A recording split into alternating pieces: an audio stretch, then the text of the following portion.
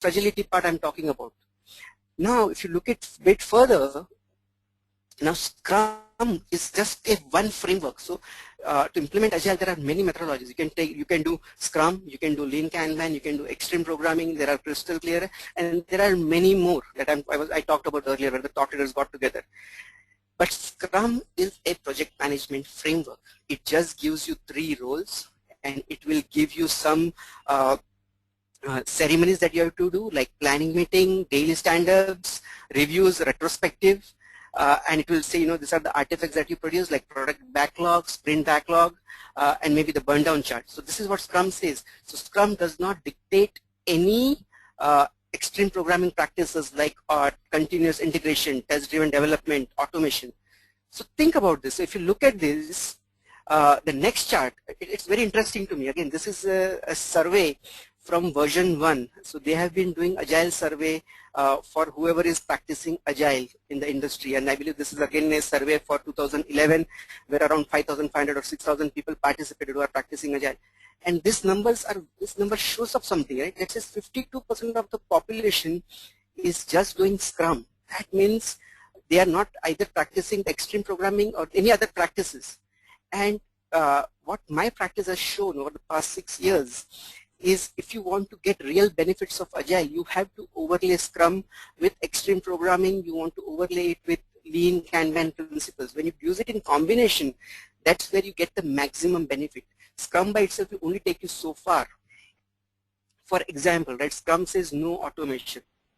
So let me take an example. Let's say a team is working and team decides that we are not going to do any automation whatsoever, and with that we are going to take 3 stories, and the team successfully completed 3 stories. They worked on 3 stories, they manually tested it, everything is good, very good. They move to the next sprint, and the team says, now I'm just making an assumption that all stories are of same size over here. So team says, this time we can only take 2 stories. Oh, why is that? When you ask, the team says, what? Because for these stories I have to do manual testing, and then I have to go back to the sprint 1 stories and I have to do the regression testing. Ah, okay. So what about sprint 3? What can you do? Can you do 2 stories? 2 stories might be too much, because we have to go back and do regression testing for 2 stories in sprint 2 and 3 stories in sprint 1. Ah, okay. So basically what you see is, over time the return of investment diminishes. Now you think of this in another way, where you're taking 2 stories instead of taking 3 stories, but you took 2 stories but you automated it. Now you move to the next sprint. Again, you might be able to do 2 stories, you automate it, because now you get free regression testing, because it's machine time, it's not human time, and that saves lot of time, basically lot of time, lot of money.